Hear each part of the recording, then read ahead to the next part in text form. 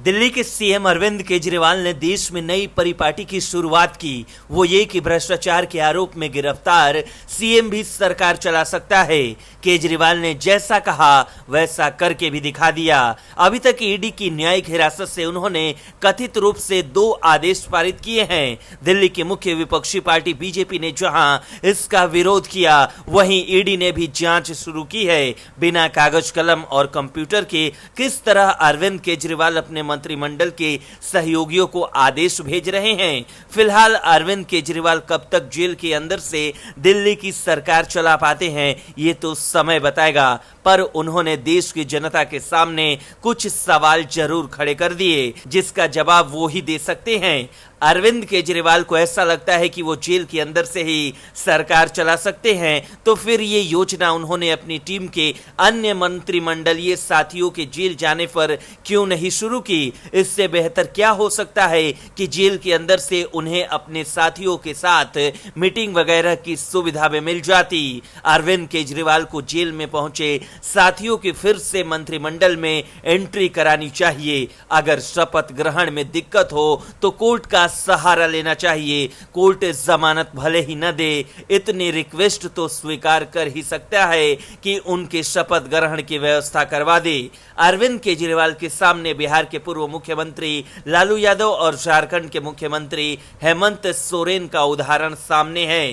केजरीवाल लालू यादव का राबड़ी मॉडल या हेमंत सोरेन का मांझी मॉडल अपना सकते थे, पर शायद अभी भी वो गुणा गणित लगा रहे हैं कि दोनों में से कौन सा मॉडल उनके लिए मुफीद होगा, क्योंकि अभी तक ऐसा नहीं लग रहा है कि वो दिल्ली के मुख्यमंत्री पद से रिजाइन देने वाले हैं। इसके साथ ही ये भी तय है कि जेल के अंदर से दिल्ली सरकार को चलाना ज्यादा दिन संभव नहीं है। मंगलवार को जिस तरह से बीआरएस नेता के कविता को इसी शराब घोटाले में कोर्ट ने 14 दिन की न्यायिक हिरासत में भेज दिया, उससे यही लगता है कि केजरीवाल को भी कोर्ट से राहत नहीं मिलने वाली। आज नहीं तो कल लालू और हेमंत की तरह केजरीवाल को फैसला लेना ही होगा।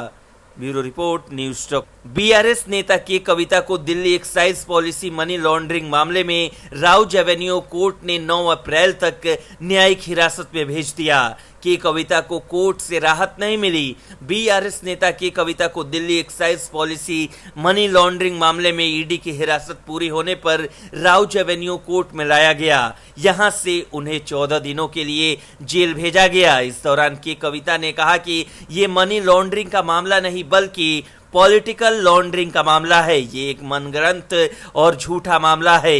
बता दें कि अदालत के फैसले के बाद भारत राष्ट्र समिति की नेता की कविता को शराब घोटाले के मामले में जेल भेज दिया गया है। दिल्ली शराब नीति घोटाले से जुड़े मनी लॉन्ड्रिंग मामले में कथित संलिप्तता के कारण अदालत ने कविता को 9 अप्रैल तक जेल में रहने का आदेश दिया। बीआरएस अध्यक्ष और तेलंगाना के पूर्व मुख्यमंत्री के चंद्रशेखर राव की बेटी कविता को ईडी द्वारा 3 दिन की हिरासत पूरी करने के बाद राउज एवेन्यू कोर्ट के सामने पेश किया गया। ईडी ने अदालत से कविता को जेल में रखने का अनुरोध करते हुए कहा कि आगे पूछताछ की जरूरत नहीं है। कविता के वकील नितेश राणा ने उनके बेटे की परीक्षाओं का हवाला देते हुए जमानत मांगी, जिस पर 1 अप्रैल को सुनवाई होनी है। ईडी ने 15 मार्च को हैदराबाद में कविता के आवास की तलाशी के बाद उन्हें गिरफ्तार किया था। ईडी के मुताबिक कविता ने कथित तौर पर करोड़ों रुपए के अवैध लेन देन में मदद की और जांच में सहयोग नहीं किया। कविता के वकील ने ईडी पर कानूनी सीमाओं को लांघने और अदालत के आदेशों की अवहेलना करने का आरोप लगाया। हालांकि ईडी ने गिरफ्तारी का बचाव करते हुए कहा कि उनके कार्यों का समर्थन करने के लिए पर्याप्त सबूत है। इसके अतिरिक्त ईडी ने कविता पर सबूतों से छेड़छाड़ करने का आरोप लगाया और डिजिटल डेटा प्राप्त करने के लिए उनके पति और हाउसकीपर को समन किया।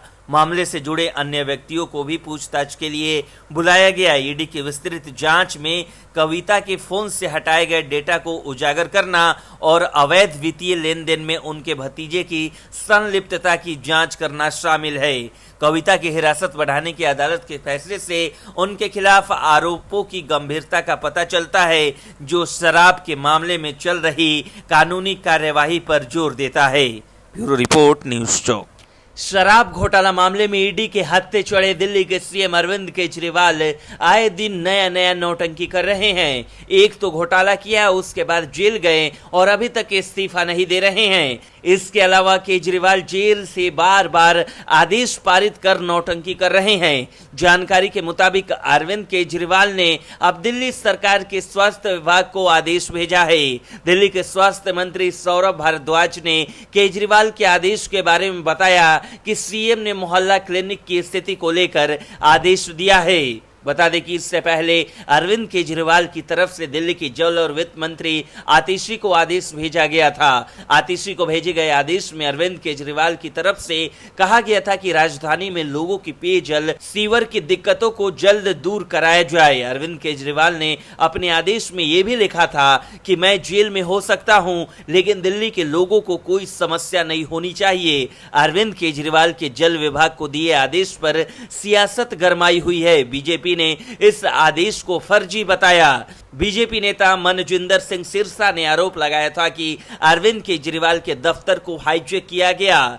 सिरसा ने दिल्ली के एलजी से यह मांग की थी कि इस आदेश की चिट्ठी की जांच कराई जाए। वहीं सूत्रों के हवाले से यह खबर आई थी कि ईडी ये जांच कर रही है कि अरविंद केजरीवाल ने उसके हिरासत में होते हुए आदेश कैसे जारी किया। इसकी वजह यह है कि अरविंद केजरीवाल को कंप्यूटर वगैरह की सुविधा नहीं है, जबकि आदेश बाकायदा कंप्यूटर पर टाइप किया हुआ था। अरविंद केजरीवाल ने जल विभाग को जो आदेश जारी किया था उसमें कोई तारीख और सरकारी नंबर भी दर्ज नहीं था, जबकि कोई भी सरकारी आदेश जारी होता है तो उसमें एक खास नंबर और तारीख जरूर होता है।